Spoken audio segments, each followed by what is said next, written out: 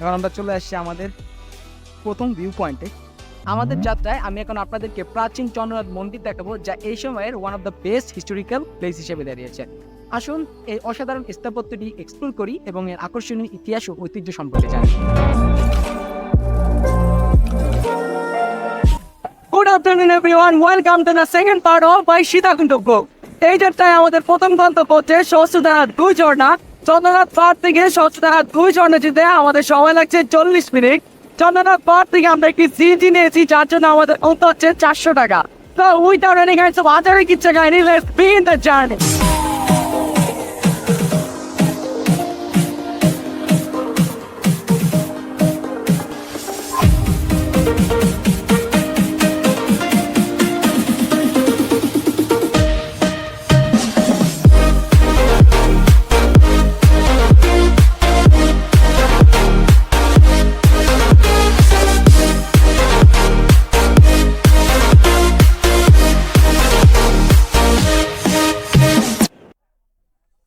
প্রায় 40 minute CNG দিয়ে journey করার পরে আমরা চলে আসছি সহস্রধারা 2 ঝর্ণার গেটে। এবং এখানে আমাদের টিকিট কাটতে হচ্ছে 20 টাকা হচ্ছে প্রবেশ মূল্য এবং 30 টাকা হচ্ছে বোট ভাড়া, যেটা আমাদেরকে নিয়ে যাবে এবং সেখান থেকে নিয়ে আসবে। আমরা এখন আমাদের ঘাটে অপেক্ষা করছি, কারণ এখানে কোনো বোট নাই, সেই বোট নাকি আসছে। এবং এই জায়গাটাও অনেক সুন্দর। আমি এখন যে জায়গাটা আছি, আমি চারপাশ দিয়ে পাহাড় দেখতে পাচ্ছি। অবশেষে আমরা আমাদের বোটে উঠতে পেরেছি অনেক যুদ্ধ করার পরে। বোটের অবস্থা খুবই খারাপ, কাদা চারিদিকে। আমি এই কাদার ভিতরে বসতে হয়েছে, আমার আর কিছু করার নেই। এখন আমাদের বোট চলতেছে।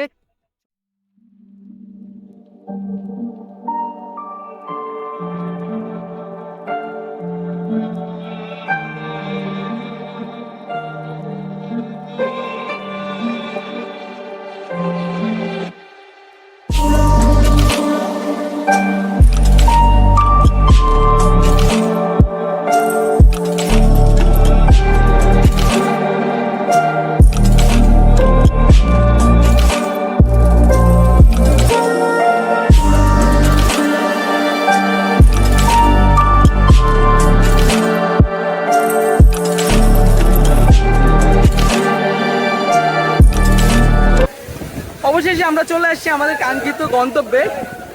বৃষ্টি পড়তেছে প্রচুর। এটি আমার জীবনের প্রথম সামনাসামনি কোনো ঝর্ণা দেখা। এটা সত্যি অ্যামেজিং, আমি এটার ভাষায় প্রকাশ করতে পারবো না। এখানকার ওয়েদার এতটাই খারাপ, যার ফলে আমি আমার মাইক্রোফোন বের করতে পারতেছি না। আপনারা যদি আমার সাউন্ড প্রপারলি শুনতে না পারেন, প্লিজ আমাকে ক্ষমা করুন। দেখুন ঝর্ণার প্রতি কতটা বেশি বৃষ্টি দিয়েছে। এখানকার পর্যটকরা ঝর্ণা থেকে একটু দূরে অবস্থান করছে, কারণ উপর থেকে বড় বড় শক্ত পাথর করার সম্ভাবনা আছে। আপনার ভ্রমণটা যাতে দুর্ঘটনায় পরিণত না হয়, এই দিকেও আমাদের খেয়াল রাখতে হবে। বাট সত্যি আমরা অনেক এনজয় করেছি আজকে এই ঝর্ণাটা। বৃষ্টি শেষ হয়ে গিয়েছে, ওয়েদারও মোটামুটি পারফেক্ট। আমরা এখানে যথেষ্ট পরিমাণ আনন্দ করেছি। এখন ঘড়িতে অলরেডি 3টা বাজে। যেহেতু এটি একটি ডে ট্রিপ, আমাদের হাতে সময় একদমই কম। আমরা এখনো লাঞ্চও করি নাই, তাই আমরা এখন চলে যাব আমাদের পরবর্তী গন্তব্যে। এখন আমরা এই ঘাটটাতে গোসল সেরে নেব আমাদের, কারণ আমাদের গায়ের অবস্থা। Let's go.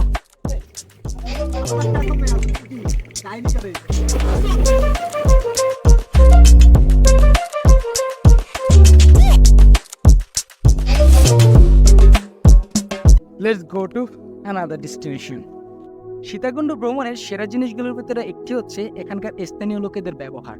সীতাকুণ্ডের স্থানীয়রা খুবই বন্ধুত্বপূর্ণ এবং সবসময় তারা তাদের নিজেদের গল্প শেয়ার করতে ইচ্ছুক। তাদের সংস্কৃতির সাথে নিজেদেরকে নিমজ্জিত করতে পেরে আমরা শুধু আমাদের ব্যক্তিগত অভিজ্ঞতাকেই সমৃদ্ধ করি না, বরং তাদের জীবিকাকেও সমর্থন করি। সীতাকুণ্ডের পর্যটন খাত আরও বৃদ্ধি পাক, এই দোয়া রইল। সহস্রধারা 2 ঝর্ণায় গোসল করার পরে আমরা সরাসরি চলে যাই সীতাকুণ্ড বাজারে। সেই সিএনজিটি নিয়েই জন্য তাকে আরো 400 টাকা দিতে হয়েছে। সেখানে আমরা আমাদের লাঞ্চ সারি এবং লাঞ্চটাও আমরা সেই হোটেলে করেছিলাম যে হোটেলে আমরা সকালে ব্রেকফাস্ট করেছিলাম। তারপর যার যার পার্সোনাল কাজ ছিল আমরা সেরে দিই। যেমন আমার ওয়াশরুম চেপেছিল, আমি সেখানকার একটি পাবলিক টয়লেট ইউজ করেছি, যেটি মোটামুটি চলার মতো। এটি সীতাকুণ্ড বাজারে আছে। সীতাকুণ্ড বাজার থেকে আমরা সরাসরি চলে আসি গুলিয়াখালী সি বিচ, এবং এটি হবে আমাদের আজকের শেষ গন্তব্য, কারণ আমরা একটি বাজেট ডে ট্রিপের উদ্দেশ্যে আসছি এখানে, আর এটি আমার মনে হয় মোটামুটি সফল হয়েছে।